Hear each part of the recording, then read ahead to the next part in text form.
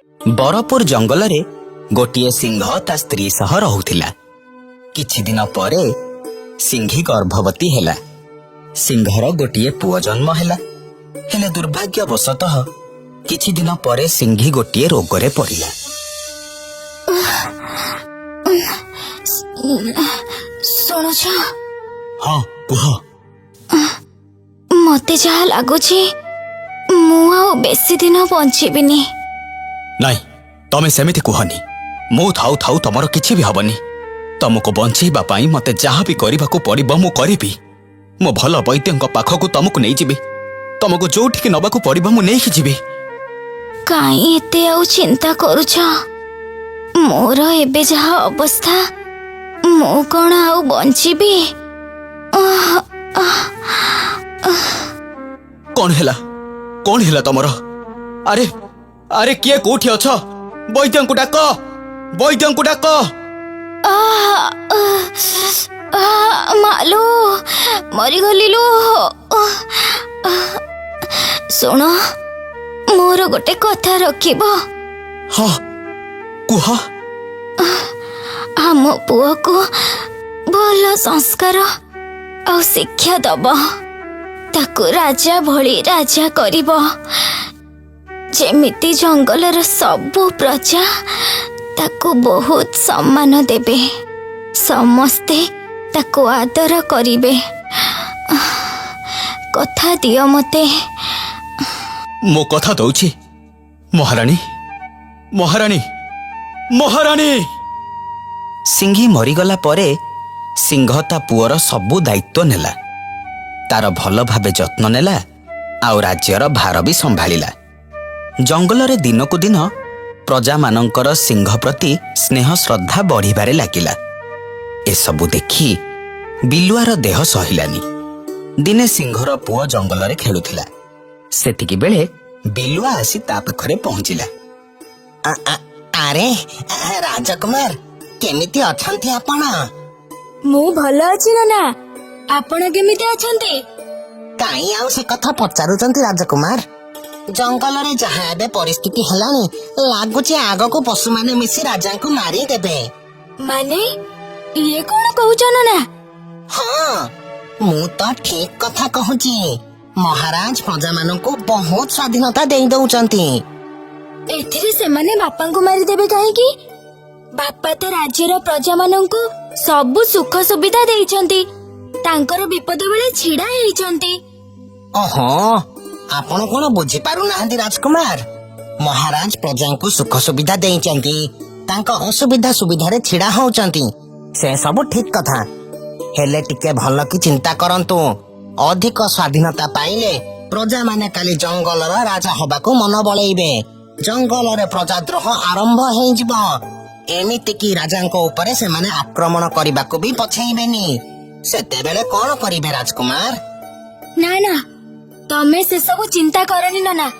बापा जहा भी करूछंती सबु भाबी चिंती करूछंती। तमे तम काम रे मन दियो। छाड़ो आपण को बुझेई किछि भी लाभ नाही। नेडी गुड़ कहूनी की बही गले जानिबे। जिए निज स्त्री रो रोग चिन्हि पारिलानी से केमिति तो प्रजा मानक कथा बुझिबो?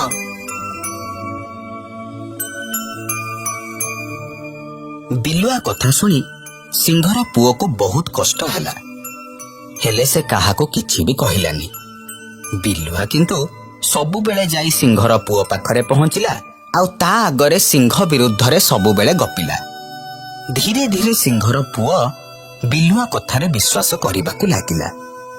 से आउ आग भली सिंह सह कथा हेला नाही कि मिसिला नाही।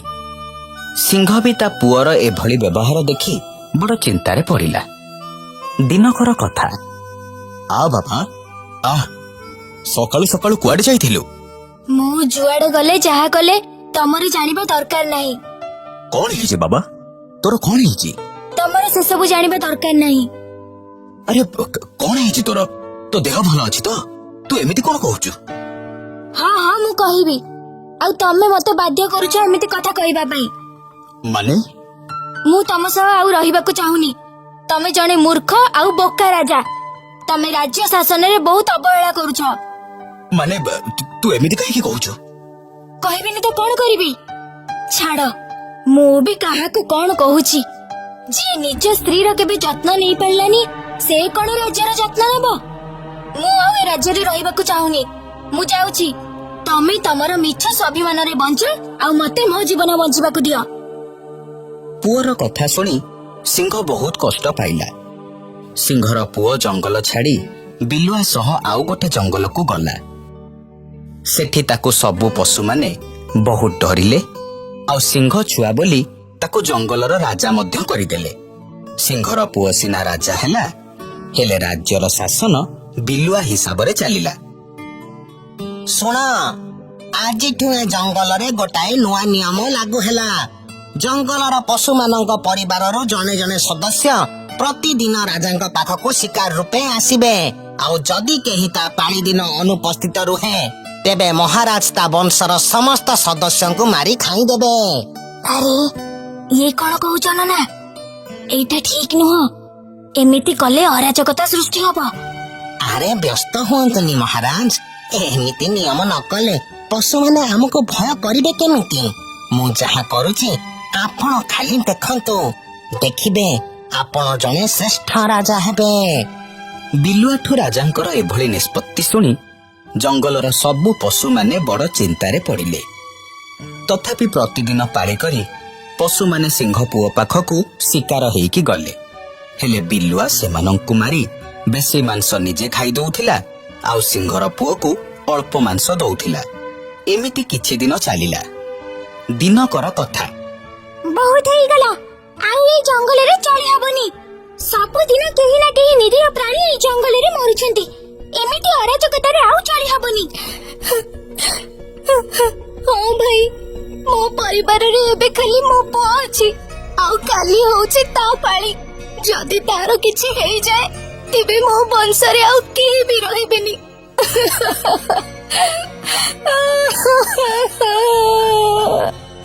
ହଁ, ଆମକୁ କିଛି ଗୋଟେ ଉପାୟ କରିବାକୁ ହବ। ଉପାୟ କଣ? ସବୁ ଭୁଲ ଆମ ପଶୁ ଭାଇ ମାନଙ୍କର। ବାହାରୁ ସାମାନ୍ୟ ସିଂହ ଛୁଆ ଆଉ ଗୋଟାଏ ବିଲୁଆ କଣ ପଳେଇ ଆସିଲେ ବୋଲି ତାଙ୍କୁ ଦେଖି ମୁଣ୍ଡ ନୁଆଇଁ ଦେଲେ, ଆଉ କହିଲେ କଣ ନା ସେ ହଉଛନ୍ତି ଆମ ରାଜା। ଛାଡ ଭାଇ, ଯାହା ହେଲା ହେଲା। ଏବେ କଣ କରିବା ସେଇଟା କୁହ। କରିବା ଆଉ କଣ? ଆମ ଜଙ୍ଗଲରେ ଆମେ ଏତେ ପ୍ରାଣୀ ଅଛୁ, ଆଉ ଆମେ ସାମାନ୍ୟ 2ଟା ପ୍ରାଣୀଙ୍କ ଆଗରେ ମୁଣ୍ଡ ତଳକୁ କରିବୁ? କାଲି ସକାଳେ ଆମେ ସମସ୍ତେ ମିଶି ତାଙ୍କ ଉପରେ ଆକ୍ରମଣ କରିବା, ତାଙ୍କୁ ଜଙ୍ଗଲରୁ ବାହାର କରିଦବା। ପରଦିନ ସକାଳେ ସବୁ ପଶୁମାନେ ମିଶିକି ସିଂହର ପୁଅ ଆଉ ବିଲୁଆ ଉପରେ ବହୁତ ଜୋରେ ଆକ୍ରମଣ କଲେ। ଆକ୍ରମଣ ଏତେ ଜୋରେ କଲେ ଯେ ବିଚରା ପଶୁମାନଙ୍କର କାମୁଡା, ଆମ୍ପୁଡା ଆଉ ଦଳା ଚକଟାରେ ସେଇଠି ପଡି 2 ଜଣ ଜୀବନ ହାରିଲେ। ଏ କାହାଣୀରୁ ଆମେ କଣ ଶିଖିଲେ? ବୁଝି ସୁଝି ପକ୍ଷ ଚୟନ କିମ୍ବା ପକ୍ଷପାତ ନ କଲେ ଏଇଭଳି ଦଶା ଭୋଗିବାକୁ ପଡିଥାଏ।